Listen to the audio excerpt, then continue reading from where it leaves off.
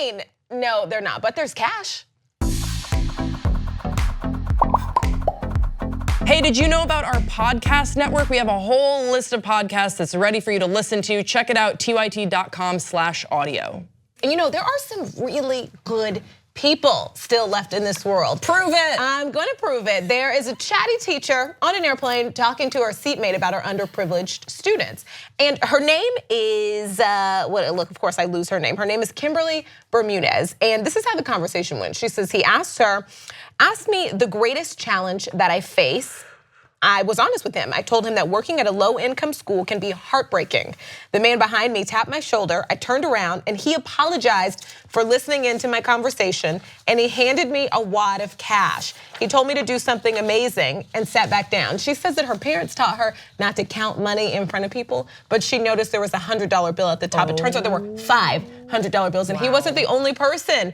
2 other people on the plane tapped her and handed her all the cash they had. Some guy had a 20, another person had a $10 bill, and she wasn't soliciting cash on the plane. She was just talking about her students who she cares a lot about, and people also decided they cared too. She's gonna use this money on books and backpacks, school supplies, and this wasn't it. She ended up writing about this on Facebook, and other people sent in donations. That's amazing. Isn't it awesome? Thank goodness, a good plane story. I feel like every time we've had a lot of bad plane stories. stories. But you know, there is like a weird sense of community sometimes when you're traveling on like a train or a bus or a plane, because you're sort of in this very condensed compartment, and that can breed something terrible or sometimes really something awesome, and you realize that we are far more connected and we have far more in common than maybe we tend to think, and sometimes how the messages that were sent. And I think that's a really beautiful takeaway from this story, is that we all, like, we're all in this together, and we all go through hard things, we all go through struggles, but we can find ways to help each other out. And it's just like, you can tell that she never would have expected this. She definitely wasn't like looking for money, you know? Right. I don't think this is as good as the stories you guys make it seem, because I'm serious. I hate stories like this whenever it's like, guy had to walk to work 3 miles every day, so they bought him a car. Like I call it poverty porn. And like the education funding in our country currently is abysmal. That's why you had a lot of wildcat teacher strikes all around red states, mind you, like West Virginia, Arizona, and Oklahoma. These were very successful strikes where Republicans, Democrats got together and screamed at their administrations because they have just completely stopped funding our schools, and teacher salaries are at the same levels they were at like 1980s. It's disastrous, and education is an incredibly important part of this. And for me, like, this teacher is talking about how she doesn't have enough money, and the children that she's teaching don't have enough money to buy school supplies and whatnot. And that's a very real problem facing millions of Americans every day in poverty.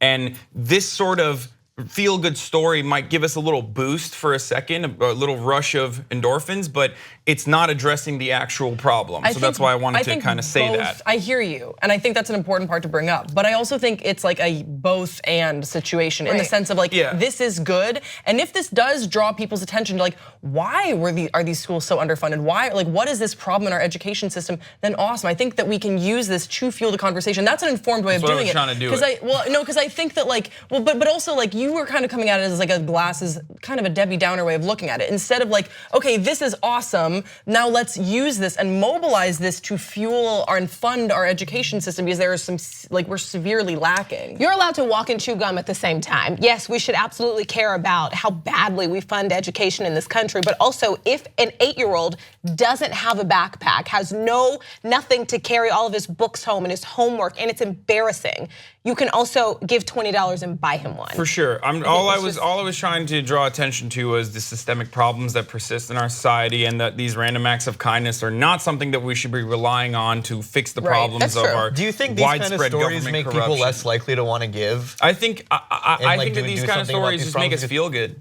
They make us feel good about humanity incorrectly, and they don't address the systemic problems that cause these issues. And I think if anyone has some sort of interest in fixing certain problems, especially poverty in this country or education, then every single instance of random act of kindness that's documented should be accompanied by the information that I just gave you. That the fact that our education system is currently being destroyed by those at the top like Betsy DeVos, just wealthy billionaires who want to ensure that the population is uneducated and continues to be uneducated.